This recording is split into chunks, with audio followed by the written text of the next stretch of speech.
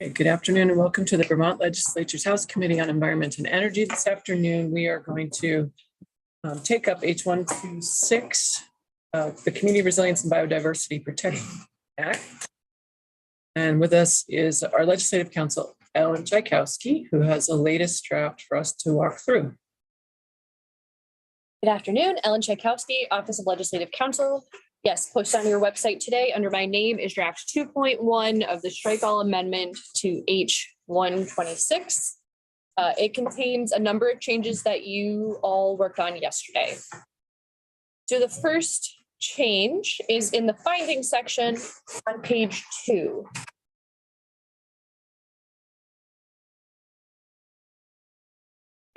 On page 2, yesterday, this is the finding you discussed yesterday that Representative Logan had recommended. It has only been altered slightly for grammar. So I will read through it. The General Assembly finds the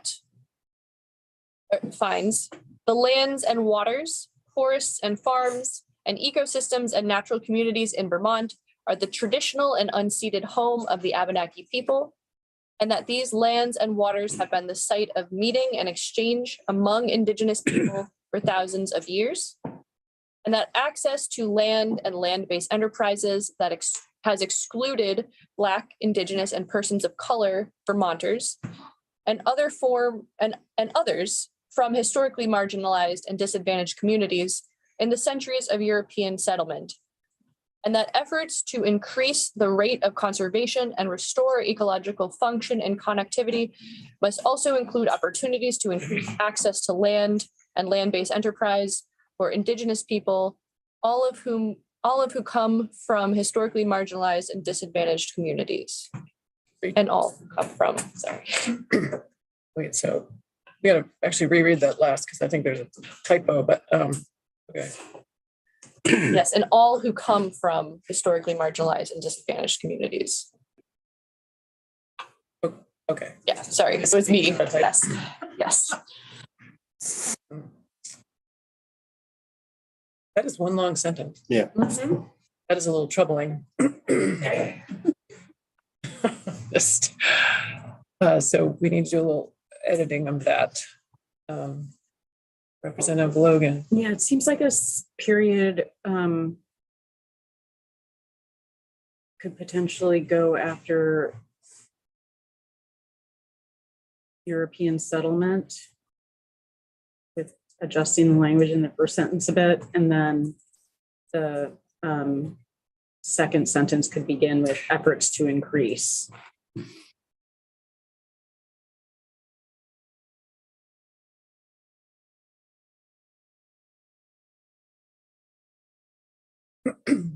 Yeah, I think I would maybe edit it slightly differently than that, but I don't think we need to necessarily get into the weeds of wordsmithing it right now. If folks have thoughts on the contents of the statement and if it's in the right location in the findings. And I noticed that Trey Martin's joined us. Thank you. Remind us where this is at with land access committee process. The committee or the board meets Monday night, and the legislative admin, Trey Martin from my Housing Conservation Board, the director. The Land Access Authority Board meets on Monday night this week. I had a chance to preview this with a small group of who's kind of coordinate legislative engagement. The full board will look at this and findings on Monday night. I'll be able to give you any feedback. I think they're so far so good. I'm very happy that this was included, and I haven't received any suggestions for modifications to this language, which is very much the same as what came in. So I don't anticipate a lot of further changes, but I will be able to get back to you on Tuesday next week. Great. Representative Lombards. It's just to play this out a little bit. I have first to say this is great. I have no problem with it. But then when I think about what we're doing here, actually, I'll take it back. I think I'm okay with it. I'm okay with it. I was just thinking about the land-based enterprise park and how that comports with biodiversity. But I think there's enough other things going on with this that it's not inconsistent. Well, I think it's linked to the plan more than the inventory. So we'll look at that when we get there. So Okay. Okay. So there's another change in the finding section on page 4. On page 4, there was new language that was requested by Representative Sibilia. I added it as number 13 because I wasn't sure exactly where she was recommending adding it. So we can consider that, but yes. So number 13 on page 4 reads, the Vermont Housing Finance Agency's 2020 Housing Needs Assessment projected an urgent pre-pandemic need of 5,800 new units by 2025 for new homeowner rental and housing the homeless needs. In order to meet this need for Vermonters while maintaining ecological function, funding for building these new units must be prioritized using smart growth principles as defined in 24 VSA 2791. So sorry, there is a typo there. Mhm.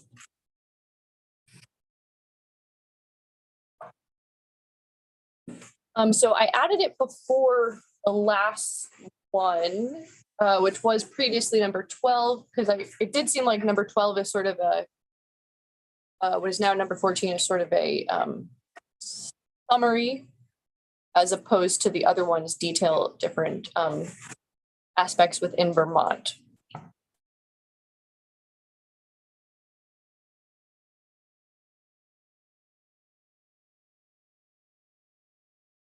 Representative Torrey.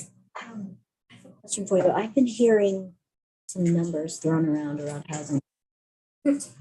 40,000 by 2040. Source. I have heard that number, but I cannot confirm it. So BHFA does have the housing needs assessment, so I want to hear from them. So it came from the VHFA Housing Needs Assessment. Apparently, This well, one. both this and the other is what I'm hearing from two people on either side of me. Yeah, it just seems 2025 is pretty near term, and I don't know if you want to consider putting in. Representative Bongard. I wondered about the same thing because in a way by the time 2025 is already here. Yeah. The assessment is 40,000 units within the next 8 years. And so that would take us to call it 2030 or 30. And so we could use either one in here. Point is the same. I think we want to try to target housing that's being built to incentives and smart growth there is. I guess, and I'm wondering, this is a very different,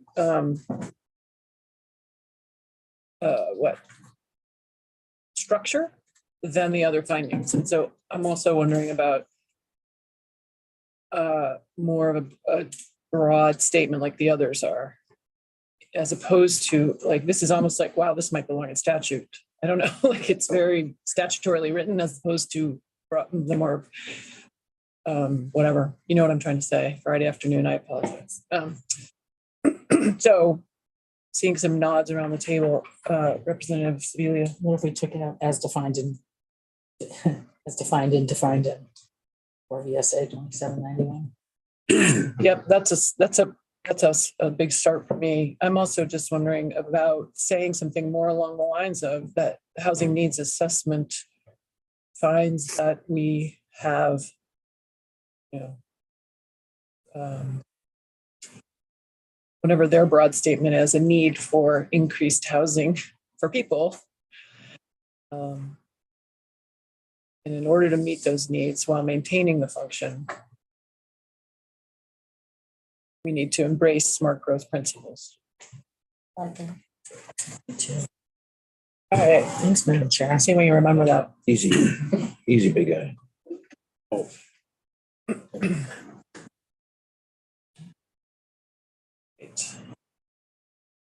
Right, Christie's ready to move on.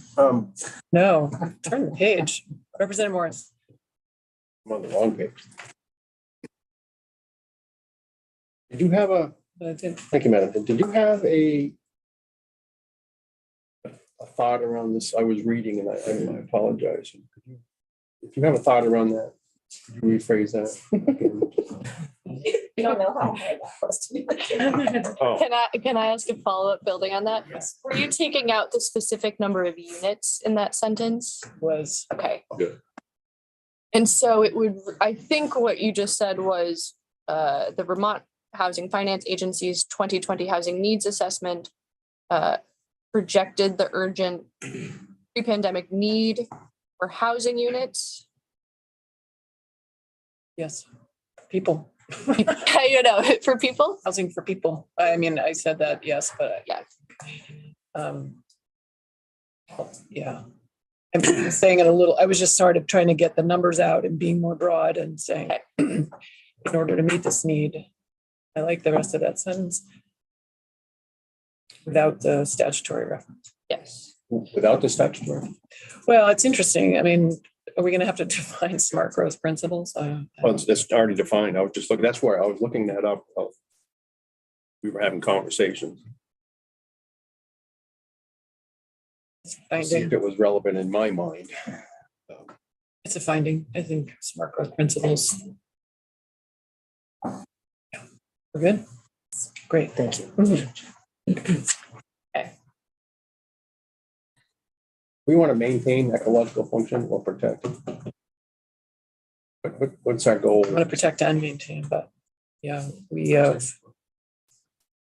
Yeah, and in 14, maintain is used in 14 also. Yeah. All right. Okay. So on page 5, so this draft was edited last night. And so one of the things that the editors did was alphabetize the definitions. Oh, boy. So you can override that decision. I suspect you might Hold our eggs. if you want to. Reverse alphabet. God. Hey, guys, come on. Someone knows their alphabet. So, Just say. They worked with Representative Stebbins.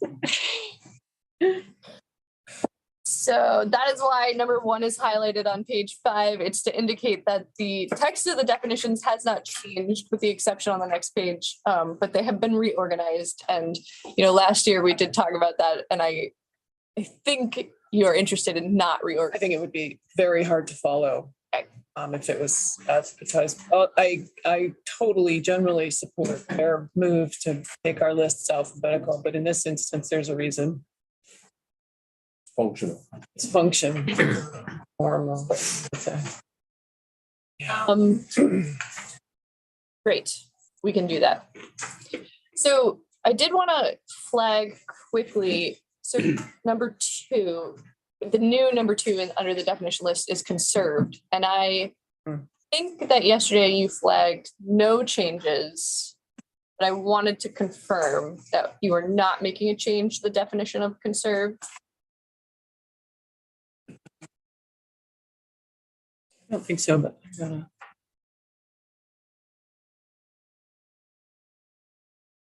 Let's just move on. And I think when we get to the other pieces and parts, it'll come back up again.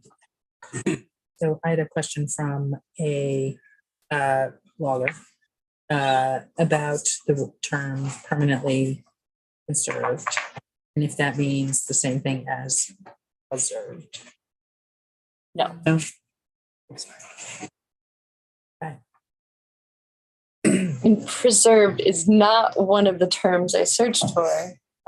Because you did ask a question yesterday, Representative Sibilia, about other definitions of conserved in statute. So there are 3 other places in statute where a variation of the word conserved is defined. Conserved and conservator is a phrase used in the guardianship statutes. Then there are 2 other places in Title 10, so this is just for your reference, where the definition of conservation. So in Title 10 in the public water supply chapter, there's a definition of conservation in regards to water. And then in the endangered species chapter, the word conserved is defined in relation to species. And I can read you those if you'd like. Yep. So for the water definition, conservation means methods and procedures designed to promote efficient use of water and to minimize waste of water. So that's fairly specific to water. Efficient use and minimize waste. Yes. Okay.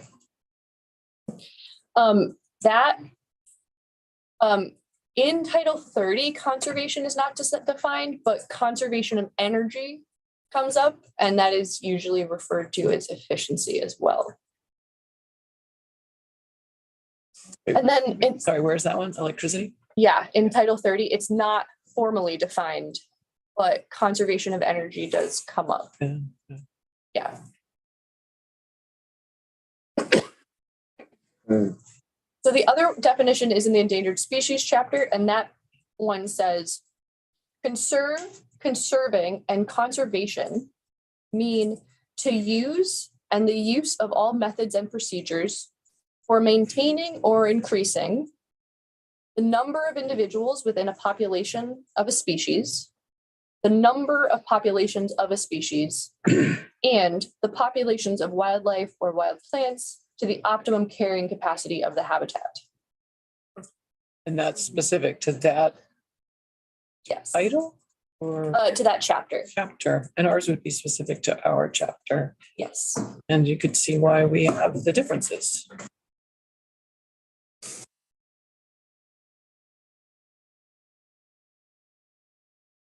And so based on that, if both of those definitions reference, so the first one referenced water and the second one referenced species or populations, you may want to consider if in the definition in this bill, the word land was added. You don't have to do that, but because it does reference the categories, but you could add land here. Permanently protected land. Yes. Oh.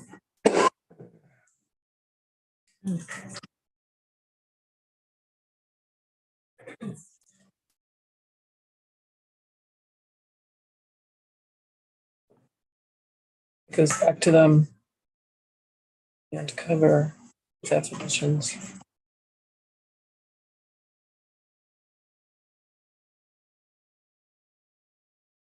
Just something to consider. Yeah. Okay. So on page 6, there is a small change to the definition of sustainable forest management that you discussed yesterday. And this was the recommendation, I believe, from the Commissioner of Forest Parks and Recreation.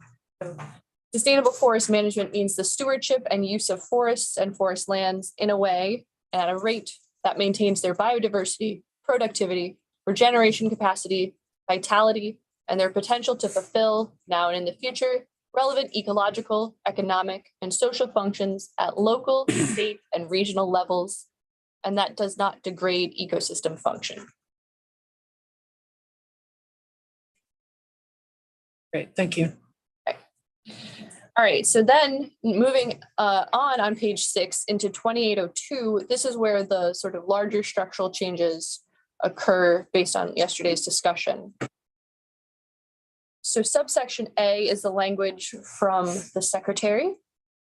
So it reads, the vision of the state of Vermont is to maintain an ecologically functional landscape that sustains biodiversity maintains landscape connectivity, promotes climate resilience, supports working farms and forests, provides opportunities for recreation and appreciation of the natural world, and supports the historic settlement pattern of compact villages surrounded by rural lands. I like it. I'm wondering about 2802, the title, conservation, should it be vision and goals? Hmm.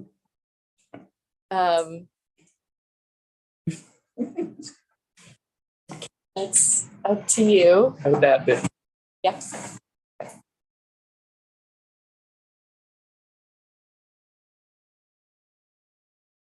Okay, and so with B, I want to make sure that I captured the committee's intent because I think there was discussion about this. So I went back to the prior language so that B now reads 30% of Vermont's total land area shall be conserved by 2030 and 50% of the state's total land area shall be conserved by 2050.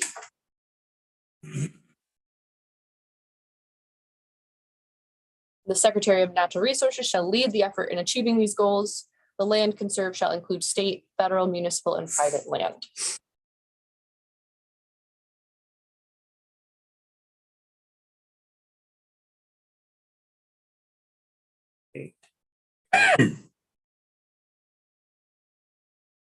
Is the goal of the state, is how it read yesterday? Yes. Is the goal of the state that 30%?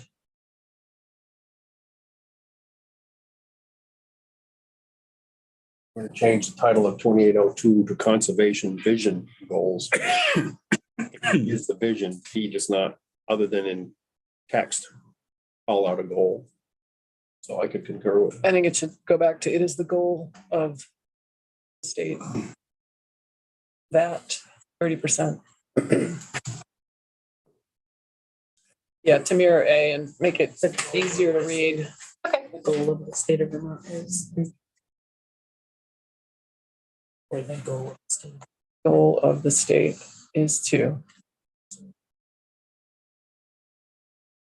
Yeah, the goal of the state is to conserve 30%. You got it. Yep. Great.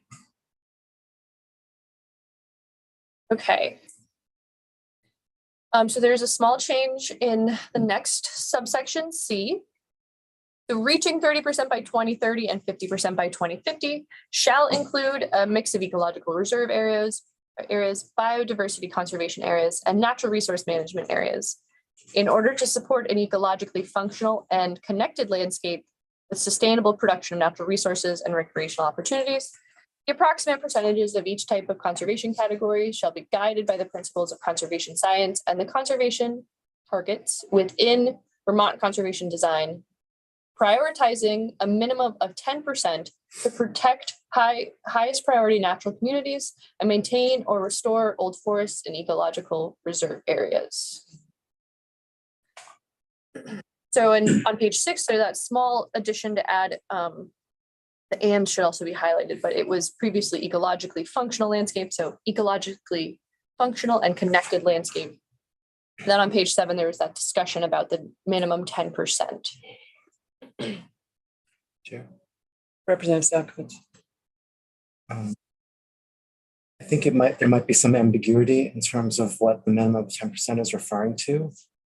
I'm wondering if we can insert a phrase to make it prioritizing a minimum of 10% of Vermont's total land area to protect highest priority national communities and so on. To be clear what we're talking about.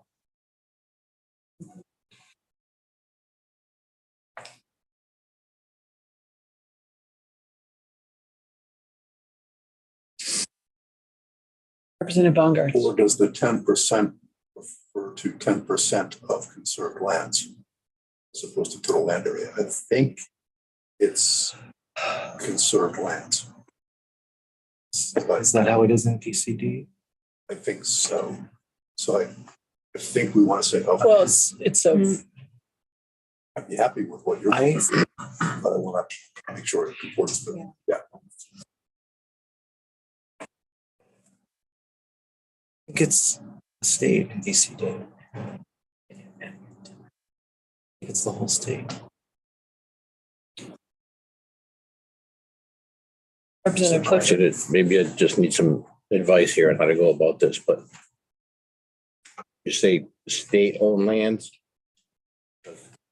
Because, I mean, we are talking about 80% is owned by private, and then 20% is owned by the state.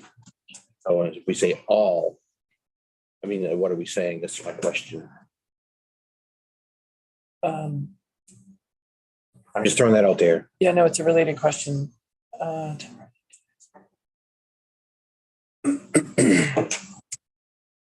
Yeah, got some input on this, which kind of ranged the gamut.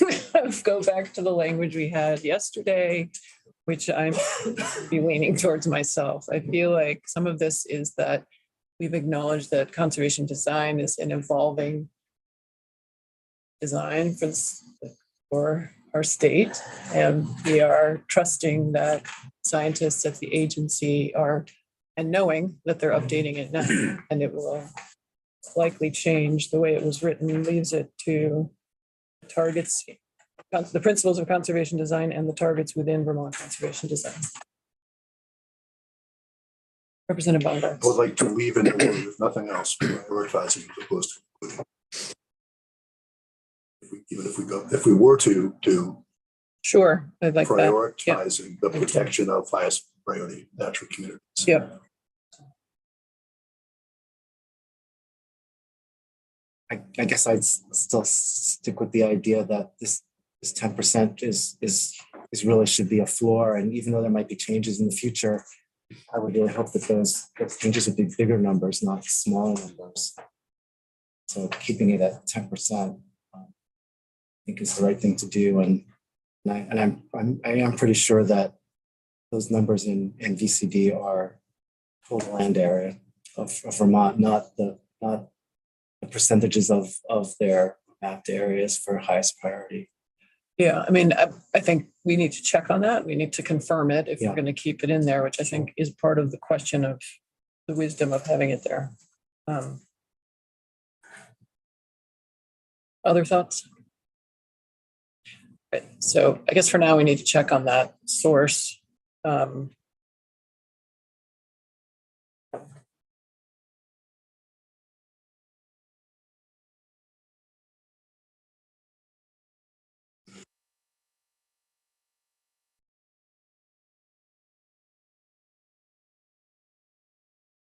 Right, moving on. So on page 7, under 2803, the conserved land inventory, the first change happens down in subsection B. The inventory shall include a review of the 3 conservation categories defined in section 2801 of this title, and suggestions for developing any modifications or additions to these categories that maintain the core concepts of ecological reserve areas, biodiversity areas, and natural resource management areas in order to complete the conserved land inventory.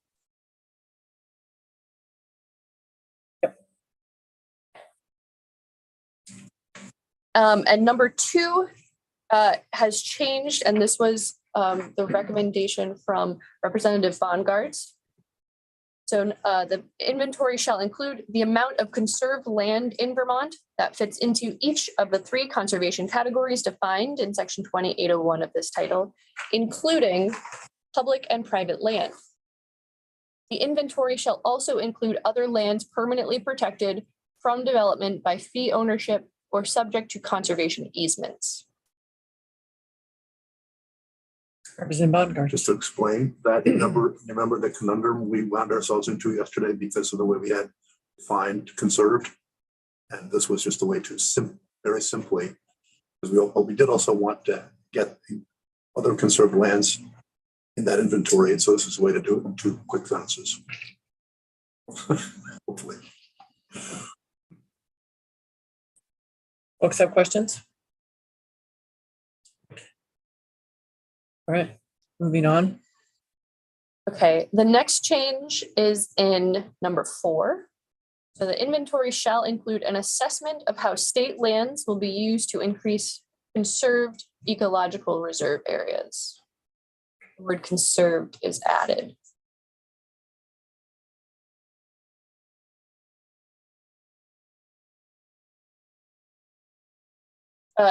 Previously, instead of conserved, it read increase permanently protected ecological reserve areas. Are we clearing it up or making it more muddy? Is it more clear for folks? I think it is. Okay.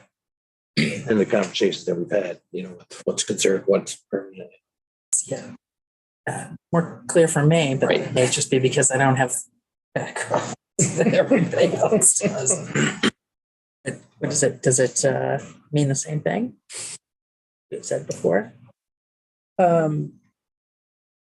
Yes. Yes, does mean the same thing. Okay, then yes, I like it better. Okay. Okay. So on page 8, there's a small change in number 6. Previously, the phrase an inventory and assessment of how water was there. And so now it just reads, the inventory shall include an assessment of how water is protected in the state and how protection of aquatic systems may be addressed in the plan.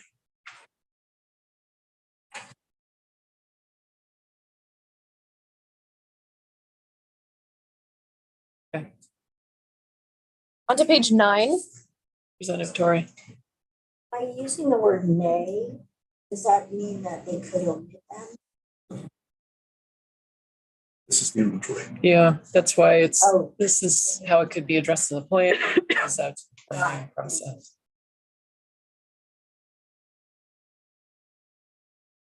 So the next change is on page 9 in number 10. The inventory shall include an evaluation of the opportunities related to intergenerational land transfer trends and how the state could proactively direct resources to achieve conservation at the time of transfer.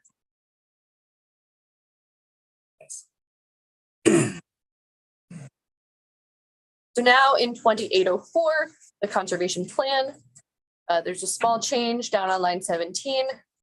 So the plan shall include the implementation methods for achieving the vision and goals of this chapter using Vermont conservation design as a guide.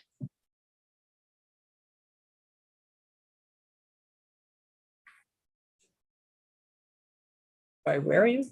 I'm on page 9, line 17. Oh, right. I was reading ahead above. Yep. Yes. And okay. And I was reminded that and we talked about, or I said, should we use the list from the vision as part of the deliverable for the plan? We didn't do it. That was sort of for the beginning. Representative I Bongard. think we decided not to because the goals is what what we're doing here. And the goals are the 3 categories. The vision was the overarching vision, yes, but then the point was how the goals fit into that vision. And then this is about the goals after that. Right. And also on page 9, line 9, the plan shall develop a plan to implement the conservation goals of conservation design. And so conservation design is supposed to be part of that process. And I think largely that list comes from conservation design.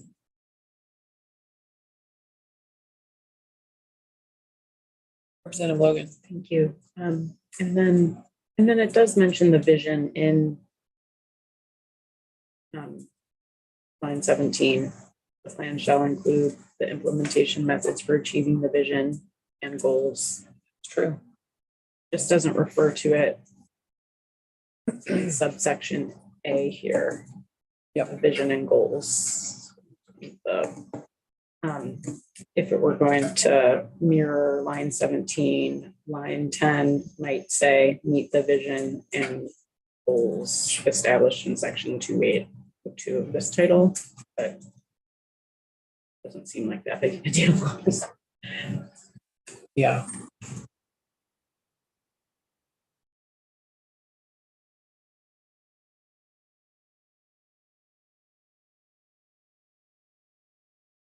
It's good. Okay. So on to page 10. Subsection C is about the public engagement process for the plan. So on line 3, so the first sentence describes 3 public meetings and accepting public comments. Starting on line 3, the secretary shall also solicit input from various stakeholders, including private owners of forest lands and agricultural lands, land trusts, conservation organizations, environmental organizations, working lands enterprises, outdoor recreation groups and businesses, indigenous groups, and representatives from historically marginalized and disadvantaged communities, municipalities, regional planning commissions, conservation commissions, and relevant state and federal agencies. Sibilia? So I see we have an appropriation next for outreach for what we've been hearing from VHCB on. And so the 3 feels like Yeah, I was gonna not ask a that. right number, Right. like we're probably going, first of all, an inadequate number. But second of all, probably an inaccurate number, because my sense is Yeah, it hasn't there'll be been, a lot it hasn't more. been updated yet, so let us get everyone on the same page. I had the same thought. Want to get through Okay, the sure. appropriation, and that's okay. Okay. Yeah. And we'll go back to that and have that conversation.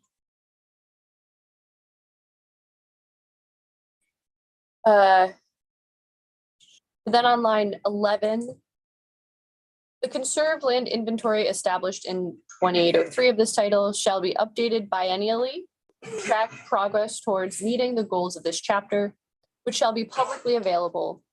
And the secretary shall submit a report to the relevant committees by January 15th, following each update. Biennially means every other year. I learned that this week, so. Always good to remind ourselves, yeah. All right. Appropriation. Okay. So the appropriation section is new. So appropriation sections are often only 1 sentence. But so we can talk about whether or not we need the second sentence, but it may be helpful in this context. So the sum of $75,000 is appropriated from the general fund to the Vermont Housing and Conservation Board in fiscal year 2024 to support public education and outreach to inform the development of the statewide conservation plan. The funds shall support equitable outreach to community members from historically marginalized and disadvantaged communities, including cost for travel vouchers, food, and childcare, where necessary to accommodate participation, as well as compensation for community members who might ask to serve on more formal subcommittees and who would not otherwise be able to participate. There's a B missing. Might be asked. Oh, sorry, yes. Page 11. Representative Tori. Thank you. This the answer, but I'm just remembering from our solid waste bills that there are already like standing procedures around. Indeed, there engagement. are. And I just wonder if this stuff's all captured some A&R covering costs of, or if this is somehow unique to this effort. I just wonder how it compares to standard stakeholder engagement. Station. There's a great question and kind of complicated in this current moment. And I don't know if Trey, you have insight into that. What I know is the legislature has consistently has a consistent policy for this type of thing that is not in alignment with the more modern thinking on this kind of work. And so There's bringing it up. I think it does. And but how I think to Ellen's point and Representative Sebelia's point, so it's my understanding this would be covering 12 outreach meetings. So I think we could definitely change that number above in the section that we started this conversation around.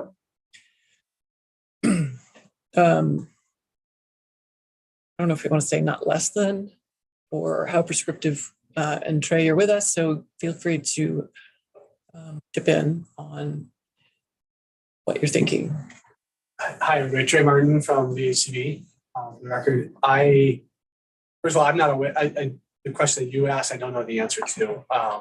What I've heard from folks that we work with on land access opportunity board is that the per diem statute that dictates how board members are compensated is inadequate to support participation, and that participation in other public processes that were less formal was also inadequate to provide for people's participation in a meaningful way.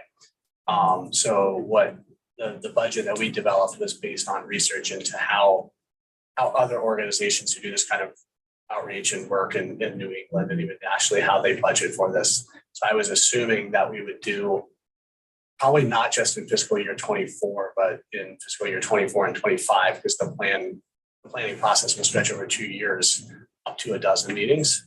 I'd be more, I would rather say not less than up to would be, I think, more appropriate. And we were assuming that at a dozen meetings that we might have 20 or so persons per meeting who wouldn't be able to participate without this kind of compensation or support.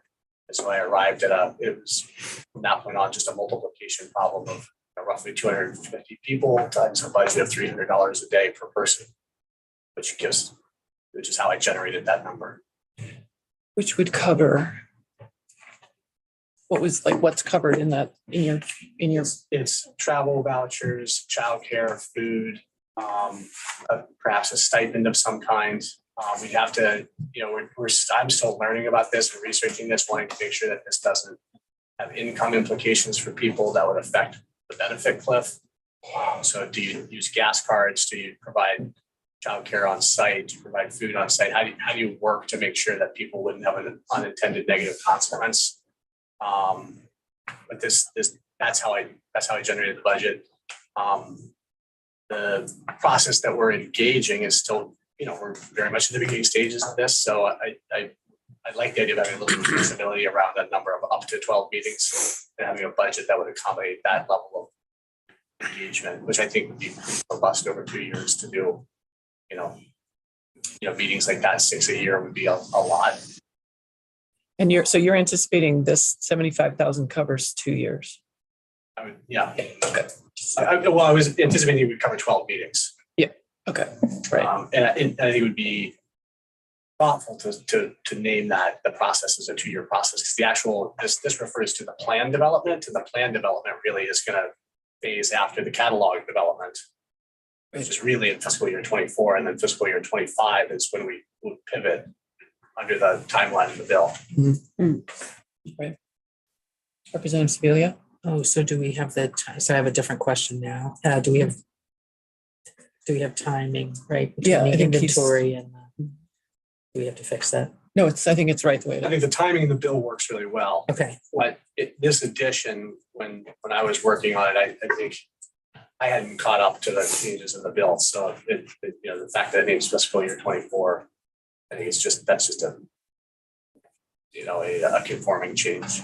Okay. To talk about that over 2 years. I just, Madam Chair, I just want to, first of all, thank VHCB for bringing this forward, and have seen and heard from Vermonters who urgently have wanted to participate in pretty significant Global Warming Solutions Act, other pieces of legislation. And it's been extremely hard, near impossible for them to do so. And that leaves this to only paid advocates and not Vermonters that live here. And I think it's really important that we provide this. And thank you to VHCB. Is this something that you all are considering as kind of a standard practice in your public outreach processes going forward? It is, and I'll pass that thanks along to the really hardworking members of the Land Access Opportunity Board who helped me to be able to articulate and advance this concept and help VHCB to learn how to better conduct outreach and how to invite community members in a more trusting and supported way. Great.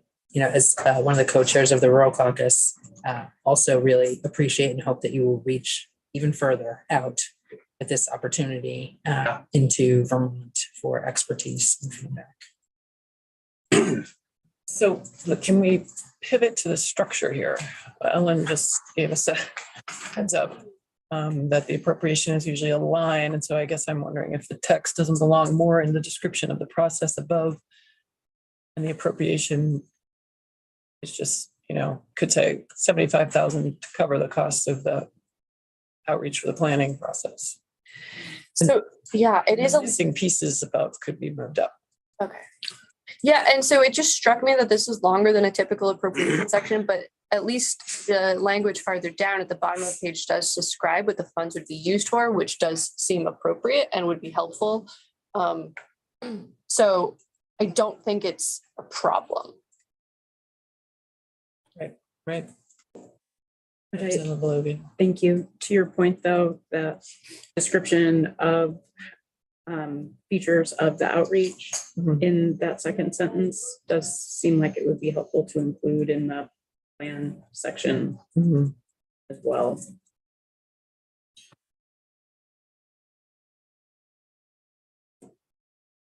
Representative Bonner. I think in some ways this, looking at C at the top of 10, it's a little, I had actually been reading it and I realized now I was reading it wrong, but I've been reading it differently, which maybe to suggest there's some, I've been reading it as like 3 hearings to take public comment, while in the meantime, there's this process going on with the stakeholders. I think that's not what we're talking about. So I've been reading it that way. Oh. And I realized that what we're really talking about is engaging with stakeholders over the course of up to 12 meetings that are all public. So it's a little, I think that's what we're trying to say. I think now, but I'm not sure C quite says it. Maybe only because I read it wrong the first time and then stuck with that. Well, I think because it actually maybe started that way also. Okay. In defense of your. Okay. My misreading. Representative Logan. Thank you. I see your point, and I think actually in line 3, the word also is part of the confusion. Wish I had it because because it was confusing, right? Yep. So we could just say not less than 12 public meetings, the secretary shall solicit input. You meant up to, right? I think I meant not less than No, you did. 12. Okay. More could be done than we're budgeted for in terms of equitable. If the funds are to be used for outreach to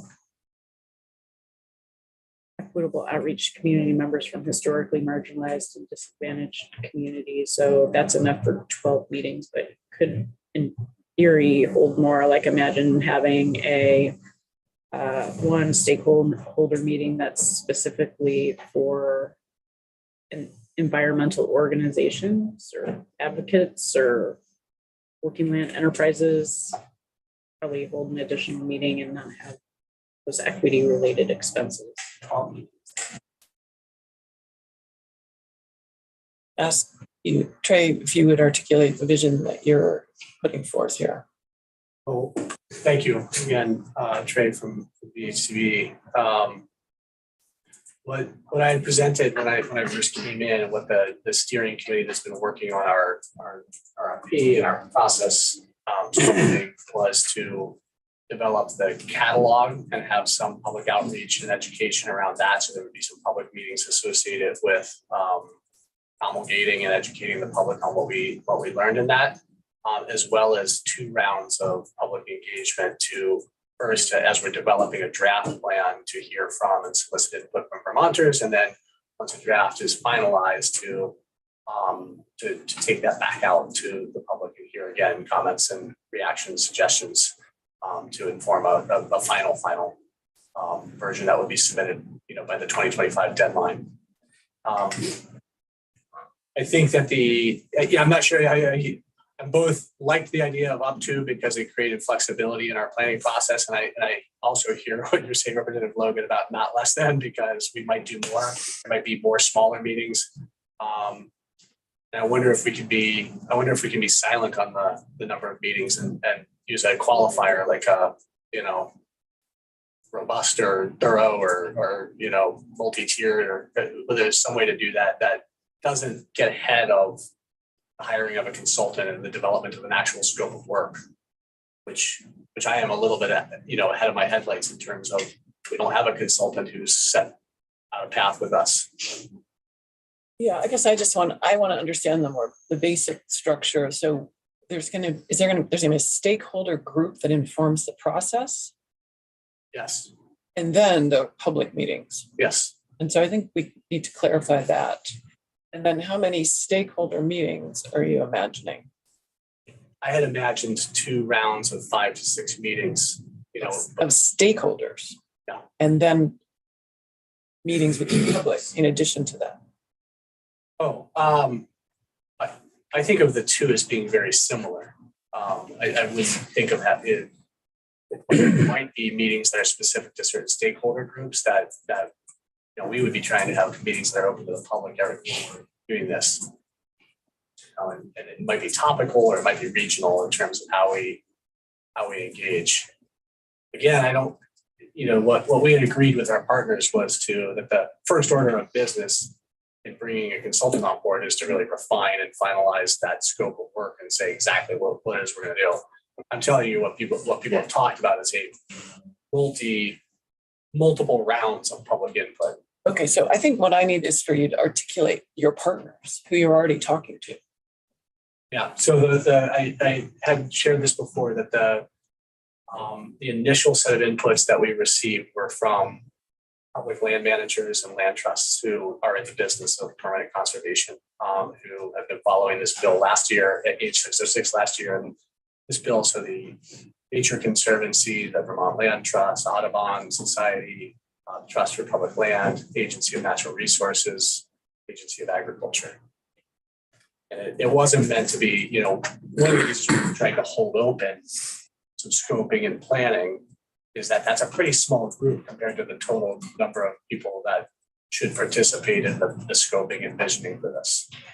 Right, that's what I'm trying to get at that. So I want to make sure that we are both on the same page and articulating it well in the bill. Yeah. So,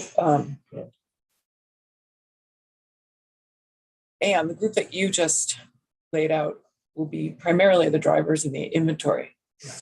And that's, okay, so those are folks who are doing the science and the conservation coming together to do that.